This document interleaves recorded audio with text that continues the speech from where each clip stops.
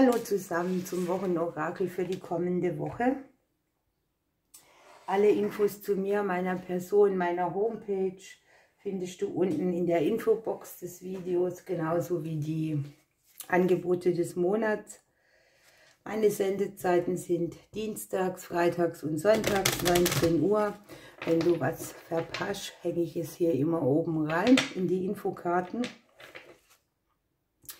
Montags bin ich bei Sven Pohl auf dem Astrolymp-Kanal zu sehen. Ja, und ich glaube, damit gucken wir jetzt in die nächste Woche. Das sind Kollektivorakel, bedenkt es bitte, ich bin immer wieder erstaunt, dass das Wort Kollektiv nicht so ganz präsent ist bei manchen. Also es resoniert mit dir oder nicht. Eine kollektive Legung kann niemals für jeden Einzel gelten. Dafür gibt es die privaten Readings. So, jetzt ist die erste Karte gefallen und es geht schon mal um eine Situation, wo ihr beruflich irgendetwas klärt. Die Arbeitskarte liegt hier im Haus des Kles drin, also kurze Wege, Alltagsglück, kleinere Dinge. Aber an sich so eine Energie, wo ich denke, es gibt einen Punkt, an dem man klarer sieht, an dem es weitergeht. Wir sind vielleicht konfrontiert mit Kollegen oder mit irgendwelchen Sachen, wo wir uns so loyal im Beruflichen zeigen. Wir beenden die Punkte, wo wir keine Klarheit hatten. Es kann hier so ein bisschen lästig sein oder mit Verzögerungen einhergehen im häuslichen Bereich, im Umfeld. Gleichzeitig haben wir eine Situation, mit der wir hier einen guten karmischen Prozess ablösen können, eine Last, eine Bürde ablegen, die verstärkt aus dem Umfeld kommt, aus der Umgebung. Da hier die Berufskarte sehr nah mit dran liegt, kann es natürlich auch sein, dass es hier im Umfeld um berufliche Dinge geht. Die betreffen vielleicht deine Kinder oder kommen von außen mit rein, aber es betrifft dich irgendwie auch mit, ne? Dich und dein Umfeld.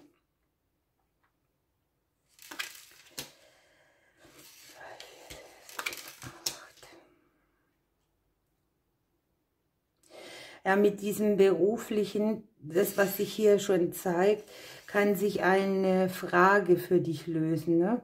Wir haben in der Spiegelung die Verstrickung, den Konflikt mit der Berufung, mit dem Beruf. Und hier scheint es eine schöne Auflösung zu geben, die irgendwie für einen kürzeren, guten Weg für dich sorgt. Hier haben wir Verträge, die Sicherheit bringen, Aufträge, die wie Geschenke daherkommen, möglicherweise auch Vertragswechsel oder ja, neue Dinge, die dir einen schnellen Erfolg bringen. Es geht um ein sicheres Fundament, um Dinge, die dir Sicherheit vermitteln, wo vorher vielleicht dieses Gefühl von Verlust oder ich komme nicht voran oder ich habe das Gefühl, nicht aus den Vollen schöpfen zu können.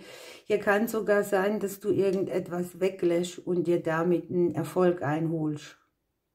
Also das kann eine Kleinigkeit sein. Die Berufskarte liegt wirklich im Haus des Kles drin. Ja, für einige von uns zeigen sich hier Verstrickungen. Ich denke, die nächste Woche ist nicht so die Woche der klassischen Neubeginne, denn da ist so im Umfeld dieses Ding, wo erst noch Akzeptanz und Vollendung kommt. Es kann hier durchaus mit um die Finanzen gehen.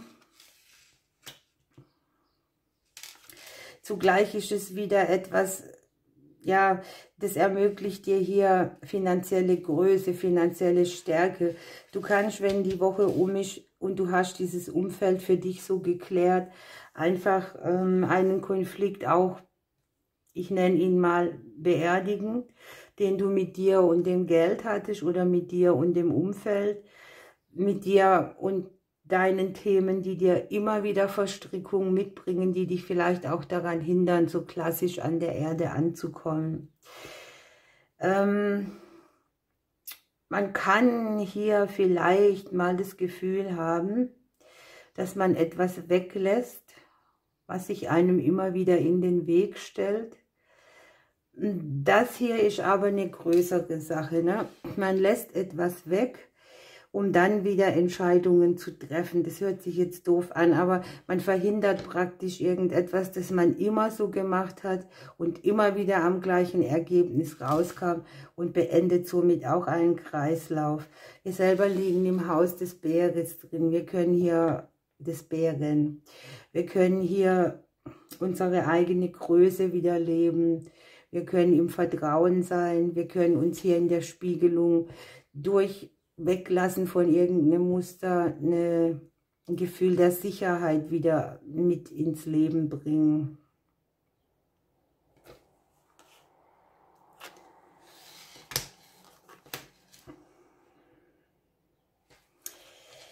Ja, hier kann es sein, dass der ein oder andere sich entscheidet, eine Veränderung vorzunehmen, in der er nochmal alles Wissen auf den Tisch haut, das er braucht, ne? Also die ganzen Erfahrungen, das Ganze, was man schon erlebt hat, wird dir hier sehr zugutekommen. Man fühlt sich gestärkt, man fühlt sich im Vertrauen. Tatsächlich, der Beruf liegt hier gleich vorne. Wir haben hier die besten Karten mit drauf. Ich bin gespannt, was im Berufshaus an sich drin liegt. Aber man sieht hier ganz deutlich, dass sich so eine kleine Veränderung zeigt. Die bringt vielleicht ein bisschen Stress mit, aber die endet hier in einer super Qualität. Ja? Da können auch andere mit beteiligt sein, Zusammenarbeit, oder es kann eure Kinder auch betreffen. Aber man sieht einen guten Wandel. Der ein oder andere möchte vielleicht hier was dazulernen.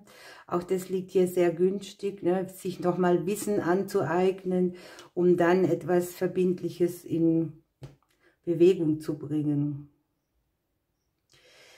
In der nächsten Woche kann ich sehen, dass ein oder andere vielleicht eine Prüfung vor sich hat, die auch mit Gelingen da liegt.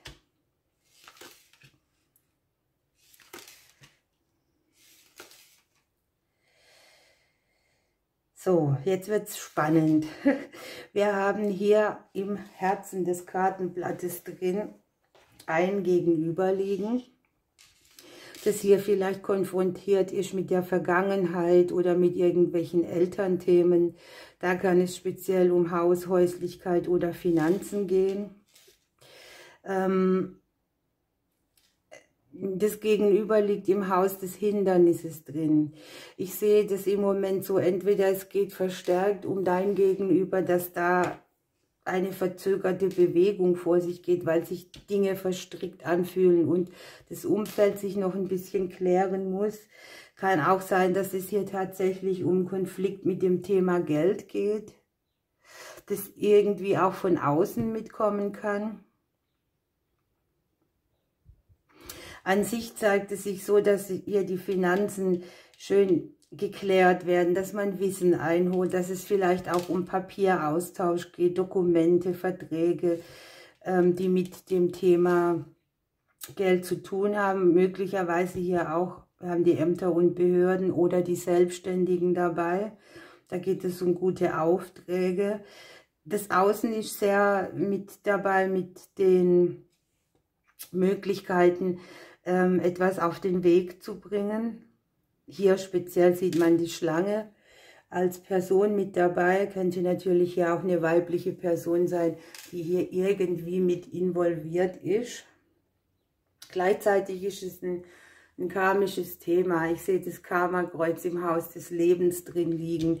Hier kann es wirklich auch um Geld aus der Vergangenheit gehen, dass man hier nochmal klärt oder wo es Dokumente braucht oder so irgendwas. Aber man sieht es schön, ne? Man bringt etwas Gutes in Bewegung. Es eröffnet sich damit wieder ein Fundament. Was jetzt hier sehr speziell ist, aber ich spreche es trotzdem an. Hier haben wir ja im Haus des Hauses den Sarg drin. Das heißt, es kann irgendwelche Dinge geben oder irgendwelche Sachen, die es zu klären gibt, die einem auch lästig sind mit dem Thema Wohnung, Haus, Wohnumfeld, damit auch verbunden die Finanzen. Und es stehen Entscheidungen an, die mit dem Wohnumfeld oder der Wohnung oder dem ganzen Umfeld auch zu tun haben. Aber ich habe das Gefühl, es geht verstärkt um die Räumlichkeiten hier. Da wird sich etwas drehen, etwas wenden, eine Belastung auch auflösen.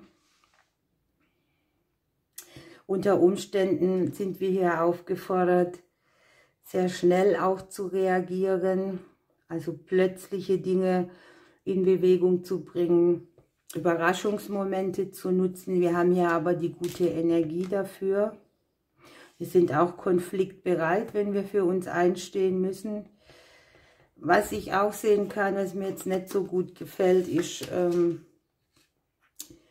dass durch diese Wege, die man hier geht, oder vielleicht steht auch etwas zwischen dir und deinem Gegenüber oder den anderen vom Umfeld, dass es darum geht, man kann speziell hier auch irgendwas haben, das einem so eine kleine Verletzung oder Wunde mitgibt in den Herzensangelegenheiten. Für einen oder anderen kann es auch sein, dass hier Personen aus der Vergangenheit wieder auf den Plan treten und eine gewisse Unruhe mitbringen.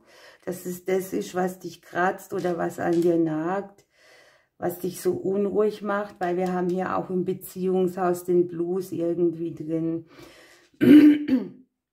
Das, was es hier zu klären gibt, kann durchaus eine Sache sein, wo auch beide in eine andere Richtung gucken oder wo zwei Leute unterschiedliche Meinungen haben und man hätte das so nicht erwartet und deshalb kratzt es ein oder piekt. Es ist eine Woche für großen spirituellen Wachstum auch wieder. Wir haben die Sonne, den Mond, die Sterne, den Sarg hier oben dran. Die Erfahrungen spielen eine Rolle. Hatte ich vorher schon mal gesagt, du schöpfst hier aus den vielen Erfahrungen, die du schon gemacht hast. Deine Erfahrungen können dir zugutekommen, verbunden mit einer sehr großen Erkenntnis für dich. Wichtig ist, dass wir die nächste Woche unserer Intuition vertrauen, dass wir Selbstzweifel jetzt nicht so in den Vordergrund stellen oder eben das, ich bin hier verletzt und jetzt mache ich irgendetwas nicht, weil ich denke, ich bin trotzig oder ich habe jetzt keine Lust, mich mit intensiven Gefühlen zu beschäftigen. Das wäre hier falsch, ne? Also nicht auf sich, seinen Weitblick, seine Hellsicht zu hören, wäre hier falsch.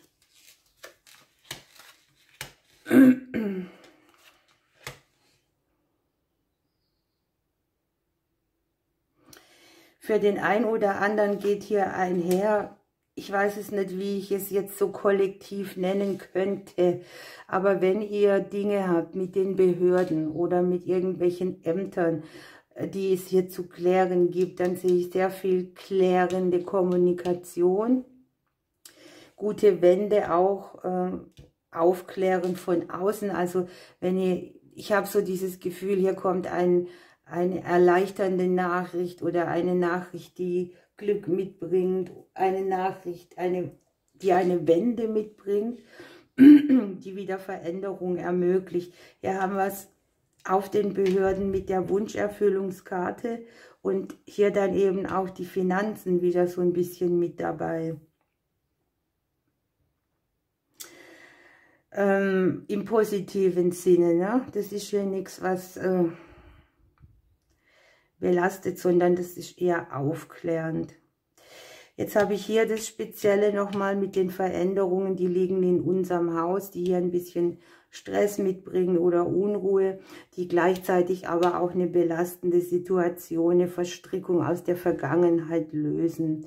Es kann hier sein, die Vergangenheit klopft an deine Tür und erinnert dich an irgendetwas. Etwas wird plötzlich wieder in dein Jetzt geschoben, was du schon abgeschlossen hattest, aber es dient hier einer guten Veränderung. Ne?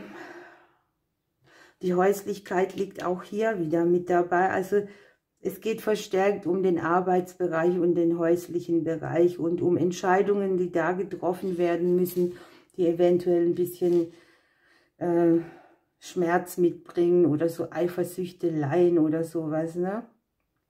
Kann auch ein Trigger sein. Sowas wie die Situation hatte ich schon mal.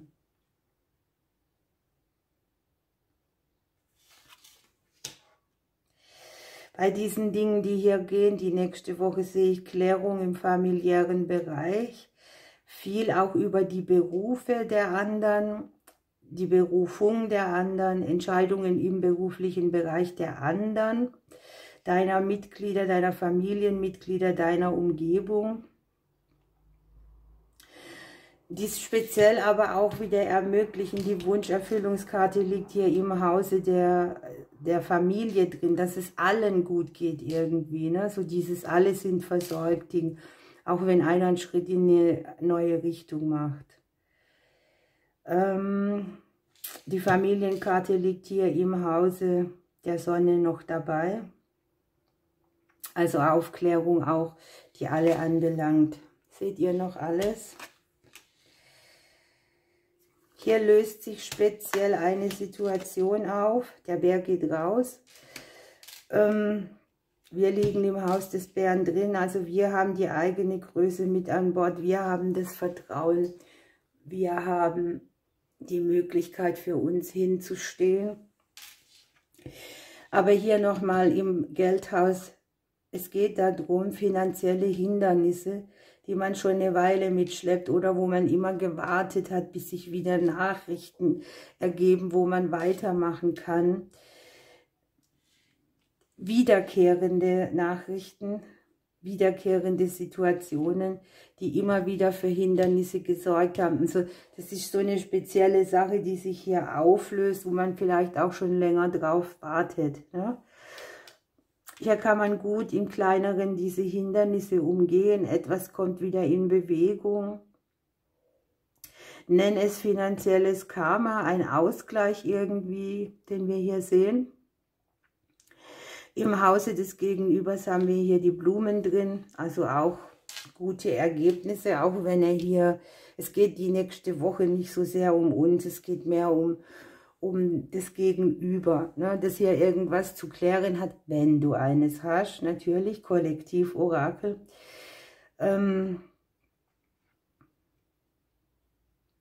Ja, dass er oder sie, egal in welchem Fall, dann für sich gut auflösen kann, aber du kannst hier nicht viel mitmachen. Ich denke im Gegenteil, die Meinungen sind da gespalten.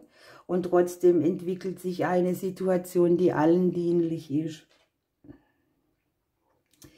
Die Veränderungen, die hier etwas Stress mitbringen, die liegen hier mit der Wunscherfüllung dran. Ich denke, hier kann sich etwas Spezielles erledigen, an was du schon lange rumknabberst.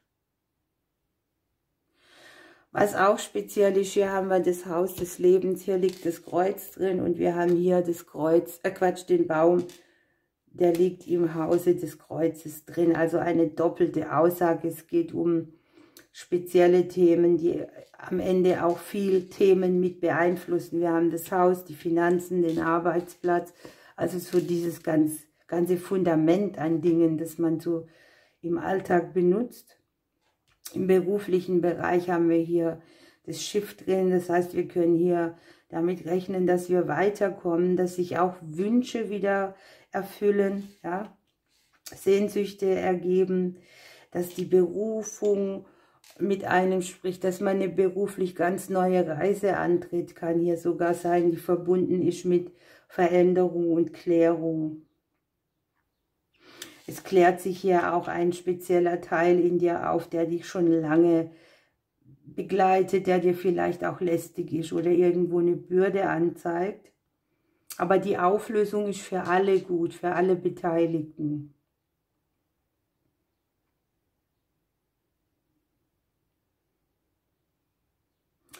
Gut, ihr Lieben, ich würde sagen, wir lassen das jetzt mal so stehen.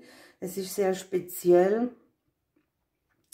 Und dennoch, auch wenn man es jetzt mal so kollektiv anguckt, betrifft es ja wieder alles, ne? Es sind die ganzen Themen dabei, auch diese Spalterei an Meinung, wo man jeder mal auch seinen Weg gehen muss, wo man auch zulassen darf, dass andere mal ihren Plan ändern und man sich mitdrehen muss. Ihr Lieben, bleibt bitte noch dran, wenn ihr eine Botschaft für die nächste Woche wollt. Wir gucken mal mit den Einhörnern hier noch fürs Kollektiv. Und dann könnt ihr noch eine persönliche Botschaft auswählen für die neue Woche für euch. Entspanne dich, mach dir keine Sorgen, es wird alles gut. Also auch keine unnötigen Sorgen.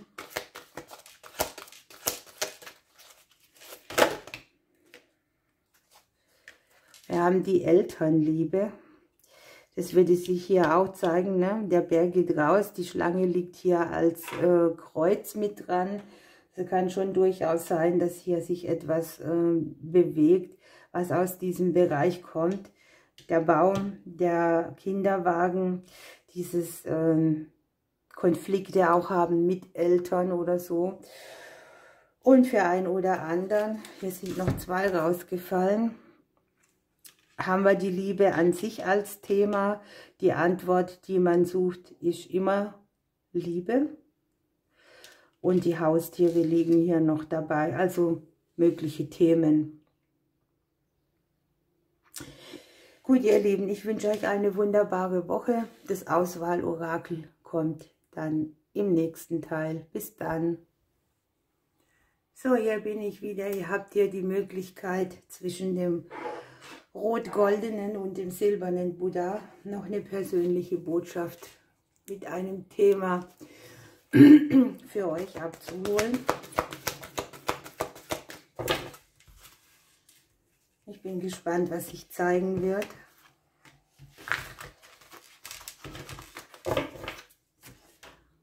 Moment, mein Stuhl haut gegen die Kamera.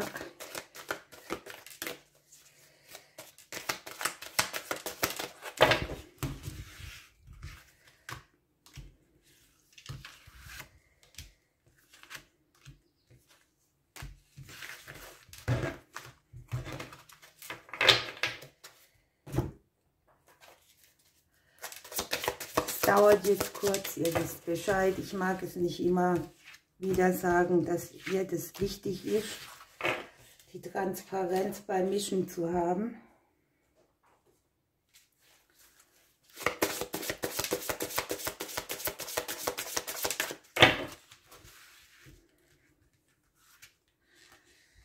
Machen wir mal so.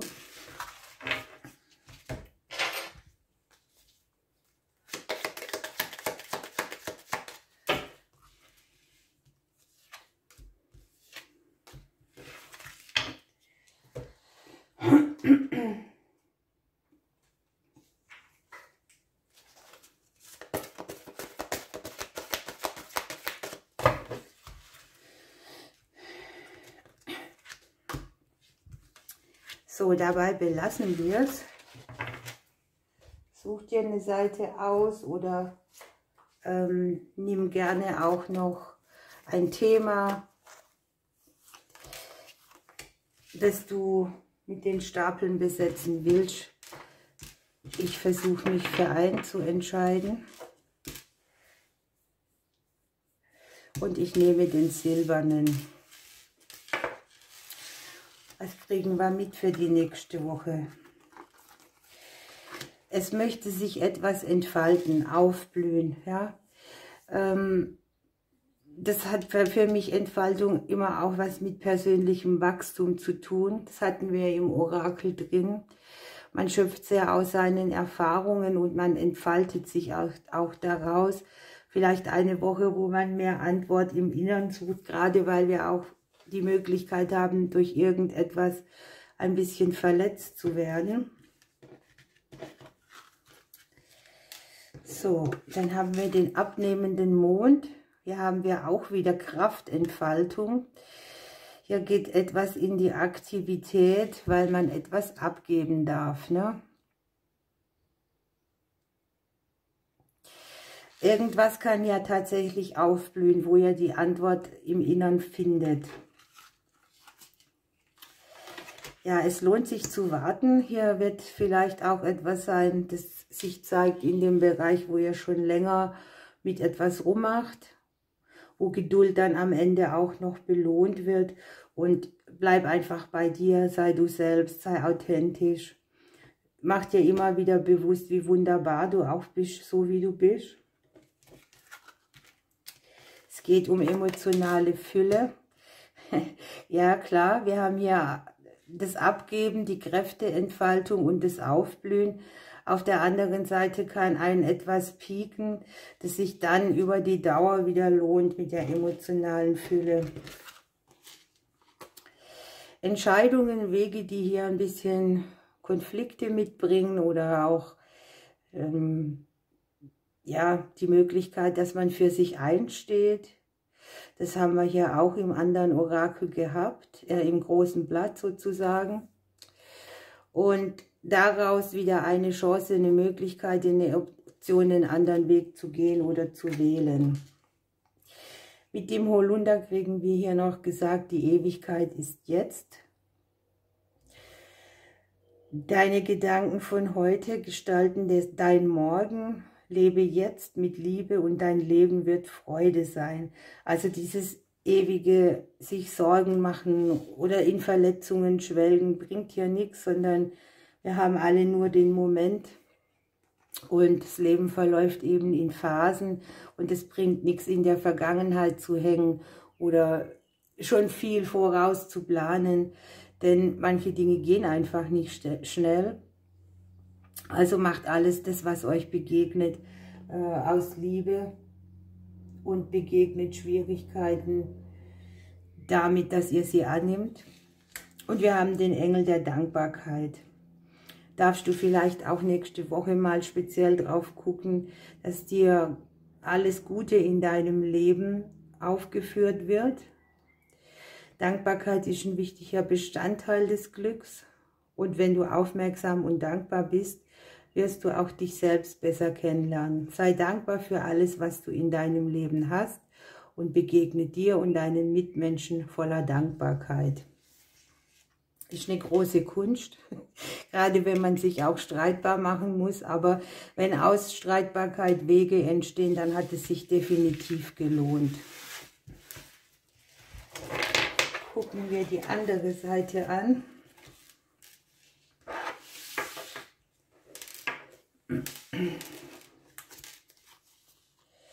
Wow, ihr habt die nächste Woche einen Grund zu feiern. Ihr dürft etwas auskosten, etwas genießen. Ihr kriegt hier auch viele Zeichen geschickt. Ja? Achtet die nächste Woche verstärkt darauf.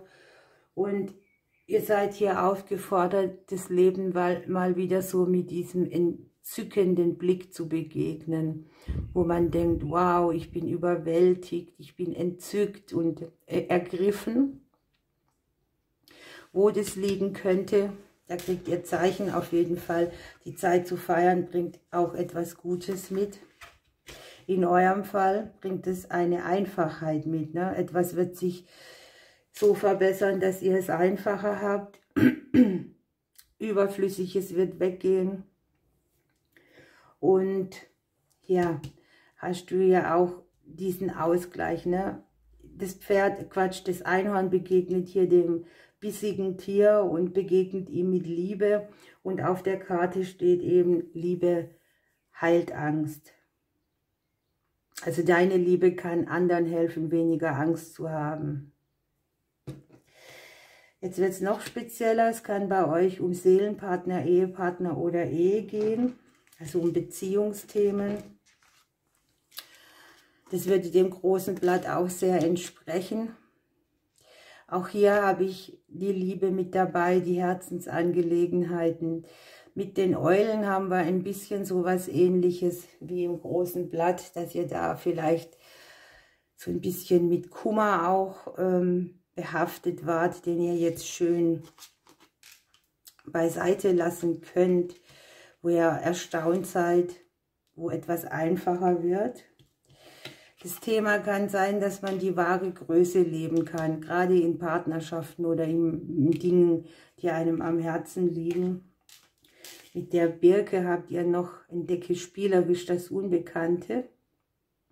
Hier geht es darum, neue Dinge mit Entzücken und Begeisterung in Bewegung zu setzen. Also ihr habt hier einen Erfolg eingeheimst oder euch steht eine Zeit des Feierns bevor, weil etwas euch Einfachheit mitbringt und ihr könnt jetzt freudig mit den Anfängen starten. Der Engel der Leidenschaft regt dich dazu an, mit der ganzen Kraft deines Herzens zu lieben und zu leben.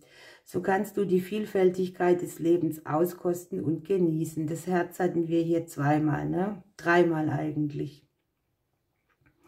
Richte deine Gedanken, Worte und Handlungen auf ein Ziel und packe die Dinge mit Begeisterung an. Die Botschaft deines Engels: lebe jeden Tag, als wäre es dein letzter. Wunderbar, ihr Lieben. Ich drücke euch, bis zum nächsten Mal.